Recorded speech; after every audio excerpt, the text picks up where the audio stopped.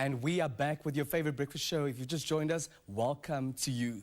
The new U.S. head of mission to Namibia says relations between the two countries will not be affected by their president, President Donald Trump's derogatory comments, which angered many African countries and their residents. Ambassador Lisa Johnson presented a letter of credence to President Hage Geingob and reaffirmed her country's support to Namibia's development initiatives in the areas of health, education and wildlife conservation. Ambassador Johnson now joins us in studio to discuss all these matters. Good morning to you and welcome to Good Morning Namibia. Good morning. Thank you, Denver. And also welcome to Namibia, the land of the brave. Very happy to be here. Yes. You served at the U.S. Embassy in Nassau, the Bahamas from 2014 to 2017. Briefly tell the Namibian nation who Ambassador Lisa Johnson is. All right, well, we have to go back a little further than that. I would say that I was born in Iowa, which is a state in the middle of the United States. My father was the first in the family to go to college. He went to Iowa State. I understand we have a Namibian Fulbrighter there now, which is really exciting. But he graduated and moved the family to the far northwest corner for a job at the Boeing Airplane Company. He was an engineer. I grew up in Seattle, which is near Canada. It rains a lot. It's beautiful, mountains, trees. I learned to love the outdoors, nature. I hiked a lot, which is a sport I brought with me here to Namibia. Unfortunately, I did not share my father's aptitude for engineering and science, and I went into the social sciences. I had a love from an early age also of people, places, and history. And in college, I studied international relations, went to Washington, and decided to make my way in the U.S. government and serving overseas. I would say I have a strong patriotic tint and service, and just a bit of an idealist, want to make the world a better place. So I've been traveling around the world for the last 25 years. My very first overseas assignment was right next door in Angola. I served in Luanda. I began there in 1993. I was the first U.S. official to ever issue a visa to an Angolan in Luanda. Wow. And after 2 years there, I moved to South Africa. It was some of the early years of Nelson Mandela's presidency, which was a very exciting time. After that, my career took me many twists and turns. I worked on peace processes around the world, helping to implement the Dayton Peace Accords in Bosnia. I worked for many years on the Israel-Palestinian peace process and served overseas in Beirut, Lebanon, Islamabad, Pakistan, and in Brussels at NATO headquarters.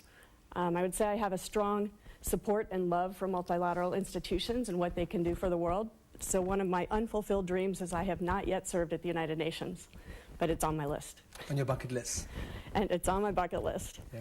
And so I also, later in my career, one of the things I've worked on has been less policy and more programs. The programs we do here in Namibia are our PEPFAR, for example, our health programs, but I've also worked extensively on rule of law programming. A lot of people equate elections with democracy, but it's more than that. It's rule of law and it's strong institutions. And Namibia has very strong institutions in that regard. Thank you very much, Your Excellency. We're delighted to hear that you're very well familiar with Southern Africa.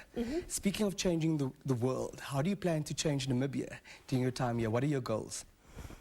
I would say that I plan to build on the collaboration and cooperation we already have. I think Ambassador Dotton has left me a very strong legacy in the relationship and the people-to-people connections between the United States and Namibia.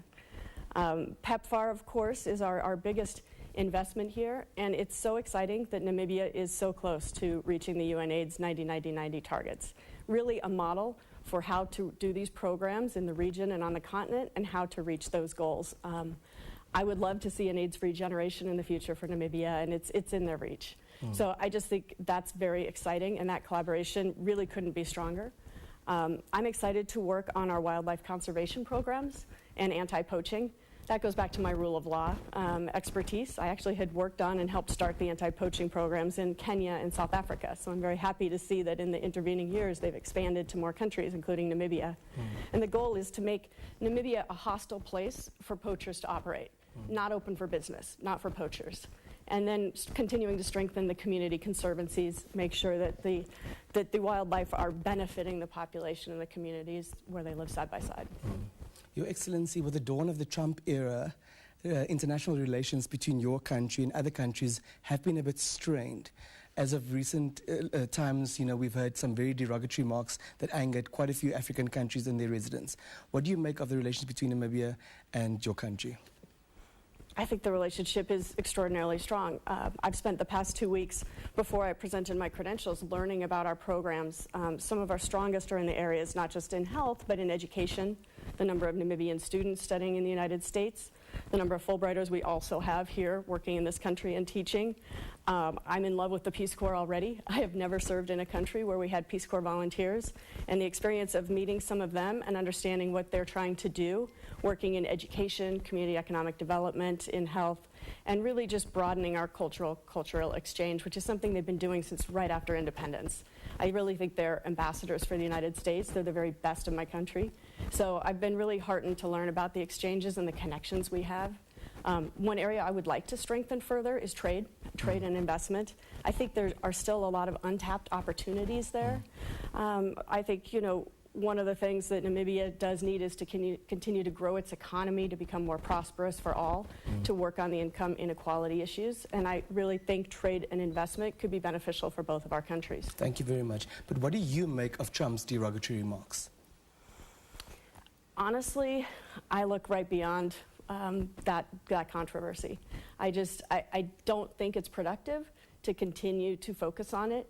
I kind of think back to my brother and I squabbled all the time. And if I waited for an apology from him, we wouldn't be the loving siblings that we are today. I am a positive person. I'm optimistic. And as I said before on camera, our relationships with Africa are about so much more than an alleged comment. I mean, we share culture and history and connections between people, between the countries and peoples of Africa and the United States. That's not going to change. We're very engaged on the African continent. Secretary of State Tillerson will be coming to Africa later in March. So I think we're moving forward. And I just think it's really productive for people to focus on the positive and the engagements and remember what it is that we do together that's so good. Be that as it may, his remarks, especially about African countries being S-hole countries, induced a lot of hurt. And people can't easily move across that. What do you say about that? I would say I acknowledge that. I mean, I understand the emotional response that people can have, but I would just return to my point that I think it's important to focus on the collaboration, the cooperation, and the positive things. It's just more constructive. And you don't think President Trump can undo all those positive things? I'd say let's see what happens going forward. He has said last fall when he met with African leaders, he has said that he has deep respect for the people of Africa. He said with the leaders present that he wants to deepen real economic partnerships with countries in Africa that are self-reliant, which Namibia is, and where there's room for economic growth and jobs that benefit both our peoples. I think that's a statement we can build on. One wonders how those different sentiments can coexist, but as you said, let's wait and see. Amongst others, you just referred to his comments about how he allegedly deeply respects the people of Africa. And will be sending the Secretary of State to visit the continent. Talk to us about that, please. I wish I could, but the trip isn't announced yet. We're waiting to hear which countries that the Secretary will visit, but I think it's a really exciting opportunity. The Secretary hosted foreign ministers from the continent last fall. I think that's the only foreign ministerial he's done around the world. There haven't been other regional ones. So it shows the focus that he does have on Africa, and I'm excited for him to come here. I'm certain he's been to the continent before in his previous capacities, but anyone who comes to Africa leaves touched by it, interested in it, and wanting to engage further. So I think it's going to be very positive, and I really will look forward to speaking about the trip once it's been announced and we know where he's going to be going. Your Excellency, there were reports of the U.S. government increasing pressure, particularly on Namibia, over North Korean ties amidst UN sanctions. What do you make of that? I wouldn't use the word pressure. I would say we've been in discussions. I would use the word pressure in that we are putting pressure on North Korea to denuclearize, to walk away and stop their provocative actions, stop building nuclear and ballistic missiles. With our friends, we've been having, with all countries in the world, actually, discussions, not pressure, but discussions about the importance of the UN Security Council resolutions and the responsibility that all countries have to the UN body to uphold those resolutions. And that's been the context of our discussions here in Namibia. And we were really pleased with the statements of Mirko last October that the last North Korean workers had left the country. And we find that we find it credible. We believe that, and it was Namibia's responsibility under the UN Security Council resolutions. And I know Namibia has a great respect for the UN institutions, as do we. Do you make it your responsibility to independently verify these claims by governments, your friends, that they have no ties with the North Koreans anymore? It's not my job to do that. I don't have any reason to question it. You've told us what you bring to the table and what you intend to do. What are your expectations of Namibia and of her people? Oh, that's an interesting question. I'm looking forward to getting out there and learning more about Namibia. I want to travel. Ambassador Dotton set a really frenetic pace. I think he saw every corner of this country. I will try to follow in his footsteps, but I think, you know, before I can really think about where I want to go and how I want to take the relationship forward, I need to hear from Namibians. I need to get out and start to understand the country on a deeper level and listen to people. So that's kind of what I'm doing at the beginning, and look around and see where those opportunities are. I've been so warmly received so far. The Namibian staff in the embassy, the people I've met. I went to an education workshop where we had Peace Corps volunteers and Namibian teachers together learning new techniques for teaching English to young learners. And it was really exciting. It was just, the enthusiasm was palpable, and it just made me super excited about this job, about this country, and learning more about it. Any final remarks from your side?